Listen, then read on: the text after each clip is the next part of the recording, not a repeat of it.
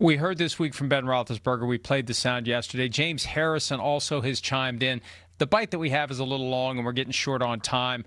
But you've got two guys who were cornerstone players of the team that won its most recent Super Bowl to cap the 2008 season. Harrison had that memorable, historic touchdown return of a turnover. Roethlisberger arguably should have been the MVP of that game. When voices like that are coming out, guys who played for Tomlin, how can that not resonate within the building? How does that not make it to the ears of Art Rooney II and possibly get him to stop and think, am I doing the right thing here by stubbornly moving forward? You also had Bruce Arians come out and say, we've already done the coordinator thing a bunch of times where you've scapegoated offensive coordinators and defensive coordinators. At some point, you got to look at the head coach, which I thought was also a pretty illuminating comment coming from a guy that was on Mike's coaching staff and won a Super Bowl with him. But how does it and not was scapegoated? Right, correct. By the owner in that case. How does it not make its way to the owner? I think because the owner puts his head in the sand and puts the earmuffs on. I really do. I think he tries to block out the noise, even when it comes from credible sources. I just feel like he has such an undying loyalty to Mike and believes that Mike is a cut above. And you know what else I think helps this, Mike? Like, and on one hand, you have James Harrison and Ben Roethlisberger saying these things. On the other side, you have all the people who work in the NFL who remind Art constantly, hey, if Mike Tomlin got fired, there'd be 20 teams that were lining up to hire him. And I think it's that kind of reinforcement from the other owners. You know, Adam Schefter or whatever, information merchant we're talking about here, if they're getting that from other teams and other agents like, hey, Mike Tomlin is still this in demand, I think it's reassuring to Art Rooney, hey, okay, former players might disagree with him, but the people who actually make the decisions in the NFL still feel like he's a phenomenal coach. And I think that would, more than anything else, allow for him to sleep well at night knowing that he has the right man in charge of the team.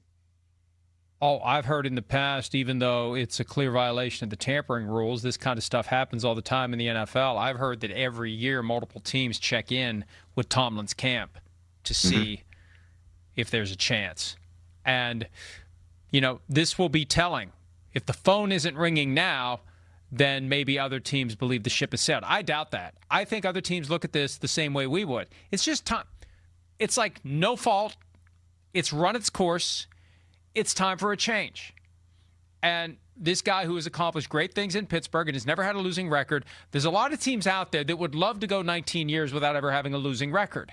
They've had 19 years with nothing but losing records for the most part. So I think he would be in high demand. And then becomes, and I've kicked this around, I'm probably going to write something at PFT about it. The way the trade process works, it's not really a trade because the coach controls this. You have a conversation between the two teams as to what the compensation would be if the coach would move from his current team to a new team. But then the new team simply has the permission to go negotiate with the coach. The coach says, I'm not interested. I'm not interested in this. And I wonder if they ever do get to the point that it's time to go, will the Steelers hold firm for a trade? Or I think the right thing to do would just be to say, thank you. We're gonna have a true mutual parting. We hear mutual parting all the time, and it's baloney. A true mutual parting. We're not going to insist on compensation. You've earned the right to go, and we're going to go this way, and you go that way. And Godspeed, and we wish you well. Just don't go win a couple more Super Bowls with the new team. I feel like that's the right outcome if they do decide the time has come for the Steelers to make a change. I think Mike Tomlin priorities in life, the things that obviously appeal to him immeasurably about the Steelers are the job security and also the power, where he knows he doesn't have total free reign, but he is close to it when it comes to the decision-making that gets done by the organization. Aaron Rodgers is here because of Mike Tomlin. That was not Art Rooney who spearheaded that. That was not the GM. That was no one else in the organization. Mike wanted it. Aaron Rodgers was interested, so it happened. That's the kind of influence Mike Tomlin has on the personnel decisions that get made here. But if there were to be a shift in either one of those two things, where they tried to wrestle some power away, or Mike started to get the sense, well, maybe I am on a little bit of a hot seat. I think that would change the dynamic where he might listen to or be interested in better opportunities with ready-made quarterbacks, with teams that are closer to winning a Super Bowl.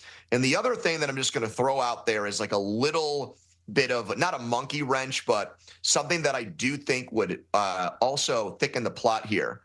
My understanding is that there are people inside the Steelers organization that, let's say, Mike, if they were to have the proverbial Art Rooney has a huge desk in his office, and inside that desk, locked away, is a list of potential coaching candidates when Mike Tomlin decides to retire or step away from football. I think Marcus Freeman from Notre Dame is on that list and might even be at the top of the list.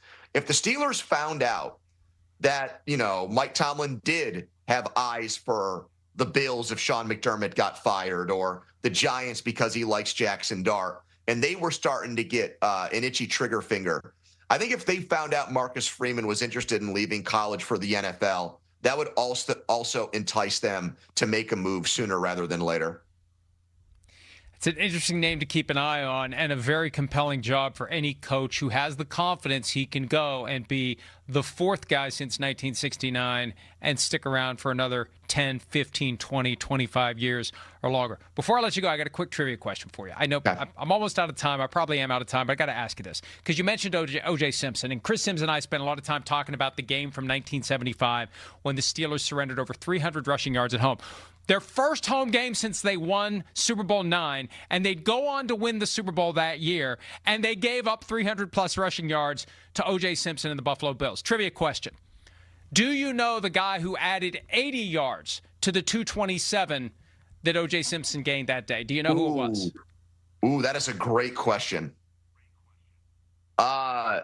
Is the last name Davis, or does the first name begin with an E? I don't know why I have either one of those letters or names in my head. Okay.